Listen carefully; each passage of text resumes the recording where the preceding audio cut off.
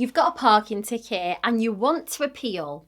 The first thing you need to do is work out who issued it to you. Was it the council, TfL, or police? Or is it from a private car park operator? It should be on your ticket. If you're appealing, whatever you do, don't pay it. This closes your case as you're basically admitting to saying that you're actually guilty. Instead, read the details on how to appeal, which should be on your fine. The key to winning an appeal is proof. If you truly believe that you shouldn't have to pay this ticket, then stand your ground and be prepared to show them why. I'll give you some strong reasons to appeal in a minute. For a penalty charge notice, your first move is to make an informal appeal. This option is only available if the PCN was either handed to you or left on your vehicle. You need to submit your appeal within 14 days of receiving the PCN. In your appeal letter, explain why you're contesting the ticket and include any relevant information like a valid pay and display ticket if you had one. Evidence that you couldn't return to your car on time, like a hospital note or repair bill, and witness statements if you have them. Document any issues with signage or parking meters that might have contributed to the violation, and make sure to include your PCN number, your vehicle registration, your name, address, and details about where and when you got the ticket. If your appeal is successful, the council will cancel the ticket. Using a pre-designed appeal letter template can make this a bit easier for you.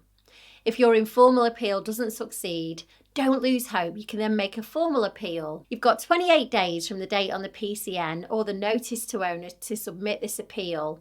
And this is similar to the informal appeal but requires a more detailed representation letter. Again, provide all evidence and reasons for your appeal using a template letter to ensure that you've covered all your bases. If your formal appeal is accepted, then the PCN will be cancelled. Should the formal appeal also fail, then you've got the option to appeal through a tribunal. The council or Transport for London has 56 days to review and respond to your formal appeal. If they reject it, you'll receive a notice of rejection and you can then appeal to a tribunal. This process is free and you don't need to attend in person. Submit your valid reasons and all the evidence that you've collected. If the tribunal rules against you, you'll have to pay the PCN, but you will have 28 days to do so.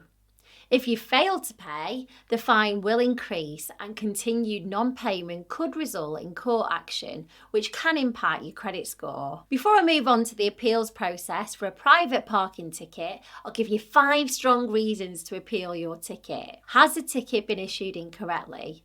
Did you display a ticket and can you provide them with a copy of your bank statement showing that you paid, or maybe you show them a screenshot from the app? Was the signage poor? If you had no idea that you'd actually breached their rules and it's unclear, then you can go and take photos or a video maybe to prove that. Was it that maybe your car broke down and you've got that documentation to prove it? Or did they issue you with a ticket when you were still 10 minutes within that grace period? You've got 10 minutes after your ticket expires to return to your car.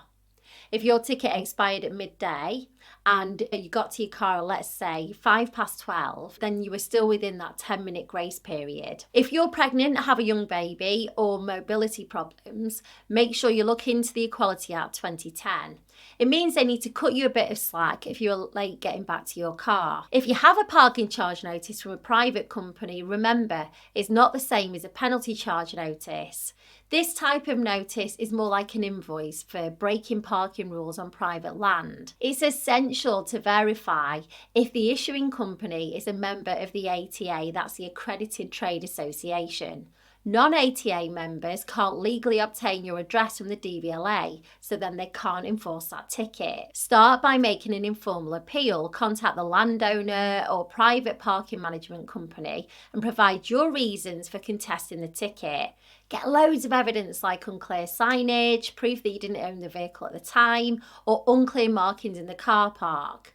And if your appeal is successful, then the parking charge will be cancelled. If your informal appeal is rejected, you can take your case to an independent tribunal. The tribunal you use will depend on which ATA the private parking company is affiliated with. The IAS, the Independent Appeals Service, is for companies in the international parking community, or Parking on the private land appeals, Poplar, are for those that are in the British Parking Association. If you've exhausted all appeal options and you still need to pay the ticket but can't afford it, contact the issuing authority.